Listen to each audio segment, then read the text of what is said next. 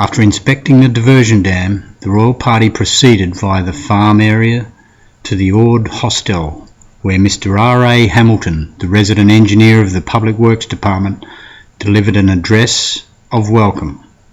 Nearly 1,000 people heard the Queen respond.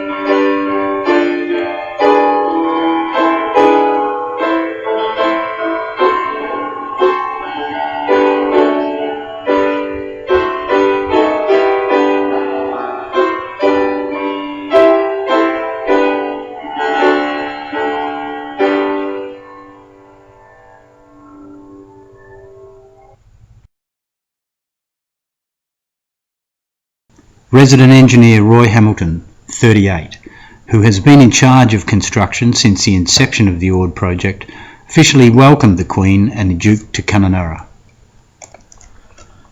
The people of Kununurra were thrilled and charmed by the Queen's and the Duke's sparkling personalities. And despite months of preparation, worries and difficulties, it all seemed worthwhile because the royal visit was a tremendous success and an outstanding credit to the organisers. 40 children from the Forest River Native Mission had a 20-mile trip by barge before a 70-mile drive to Kununurra. They had a special place a few yards from the Queen as she addressed the townspeople. The roads leading to Kununurra were in good order and a heavy volume of traffic came through the 63-mile journey to witness the royal visit.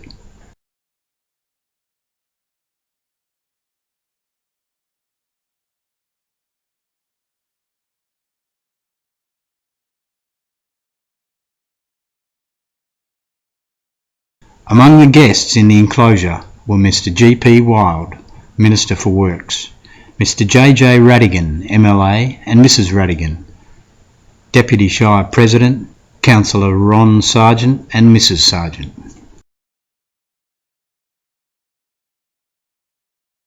Before the royal couple left for the Australian Inland Mission, they moved through the gathering and chatted for some time with the people.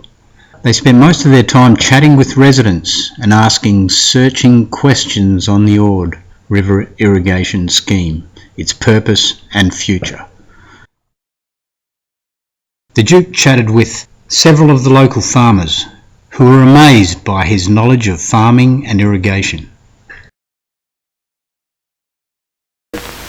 I've received a message from Her Majesty the Queen, who came up here some little time ago on, I believe, a very hot day and enjoyed it, and has frequently told me since how much she enjoyed it.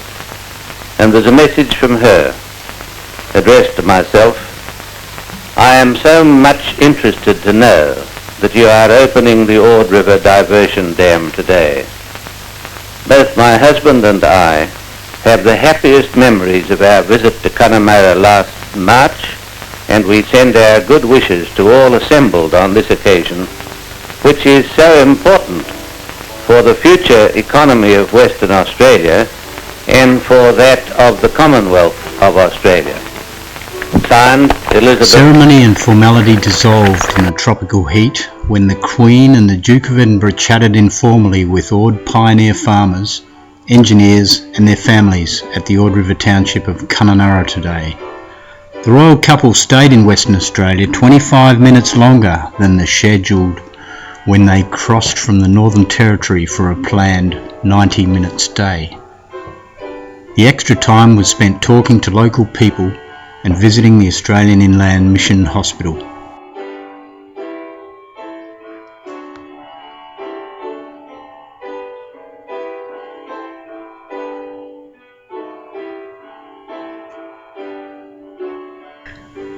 At the Australian Inland Mission, the royal couple were greeted by the chaplain, the Reverend Ron Sparks and Mrs. Sparks, and sisters Betty King and Billy Hill were presented to Her Majesty.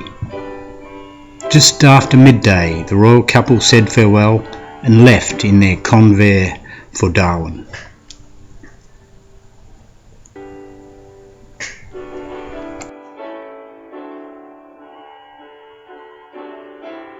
From the Royal Yacht Britannia in Fremantle Harbour, Her Majesty will in a few moments broadcast a farewell message to her people in Australia.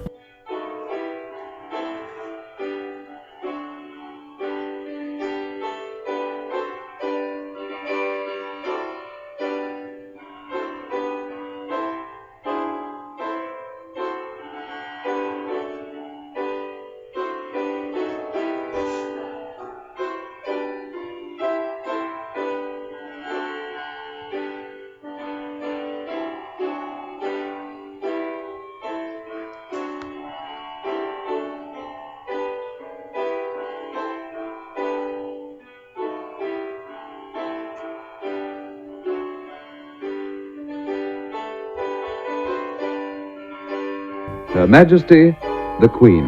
Even though Australia is now only about 24 hours travelling from London, it seemed a pity to restrict my visit to the celebrations in Canberra. We therefore decided to stay a bit longer, and in order to be perfectly fair, we arranged to pay short visits to each of the state capitals.